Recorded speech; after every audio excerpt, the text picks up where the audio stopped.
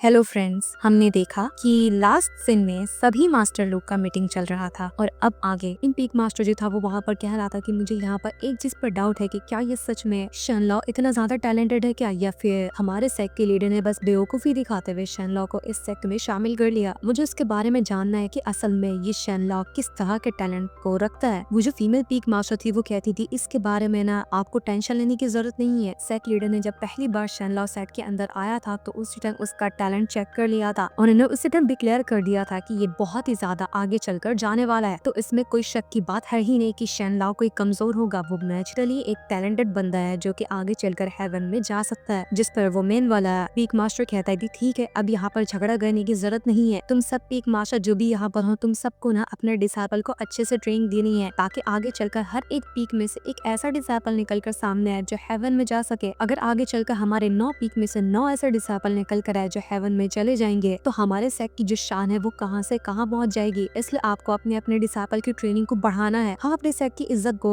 ऊपर ले जाने के लिए किसी भी हद तक के जा सकते हैं। जिसके बाद ये मीटिंग यहाँ पर खत्म कर दी जाती है। इसलिए सारे के सारे लोग वहाँ से चले जाते हैं। उन सभी के जाने के बाद जो मेन वाला पीक मास्टर था उसके पास एक दूसरा भी बंदा खड़ा होता है। वो कहना था कि मुझे नहीं लगता कि अभी हाल फिलहाल ना हमारे सेक्ट के अंदर सिस्टर जॉ और शेनलॉ के अलावा कोई ऐसा बंदा होगा जो कि हेवन में जा सकता है। लेकिन हाँ, मुझे एक बंदे के ऊपर डाउट है जो कि हाल फिलहाल ही हमारे सेक्ट के अंदर आया है। उसका नाम मास्टर जेनरन है। उसने इस तरह से डिवाइन स्वॉर्ड को हाथ लगाया कि डिवाइन स्वॉर्ड ही एकदम पगला गई। तो मैं क्या सोच रहा था कि हमें ना यहाँ पर उस मास्टर जेनरन को अपने ही पीक का एक डिसाइपल बना लेना चाहिए। अगर वो हमारे साथ शामिल हो गया ना तो मैं दावे से कह सकता हूँ कि आगे चलकर मास्टर जेनरन दोबारा से हमारे पीक की खोई हुई इज्जत को लौटाते हुए हेवन में चला जाएगा। लेकिन पीक मास्टर कह था कि मैंने उस मास्टर जेनरन के बारे में पहले से जानकारी निकाली है। वो एक नंबर का अस्कती बंदा है। उसे ढंग से तो कल्टीवेशन करने का मन भी नहीं है। ओसन होगा वो टैलेंटेड, लेकिन वो अभी तो कल्टीवेशन नहीं करना चाह रहा। लेकिन हाँ, मैं तुम्हें ये काम दे रहा हूँ कि तुम आगे से ना अच्छे से मास्टर जेनरन के ऊपर नजर रखना। मैं देखना चाहता हूँ कि आखिर उसके अंदर किस तरह का टैलेंट है। और एक और बात, तुम जा करना जो पुराना वाला मास्टर जो हेवन में गया था उसकी पेंटिंग को वहाँ से निकाल दो, क्योंकि वो फीमेल मास्टर सही कह रही थी कि जब वो हेवन में जा चुका था हमें मरे हुए लोगों के साथ उसकी पेंटिंग को नहीं लगानी चाहिए। जिस पर जो दूसरा वाला बंदा था यहाँ पर इस काम को करने के लिए मान जाता है। दूसरी तरफ हम इनर गेट का सीन देखते हैं जहाँ पर सारे के सारे डिसाइपल आ चुके थे। उन्हीं में मास्टर जेनरन भी होता है। वहाँ पर जितने भी एंसेस्टर वगैरह खड़े थे उन सभी की पेंटिंग को लगाया गया होता है। इनर गेट का एक मास्टर सभी डिसाइपल को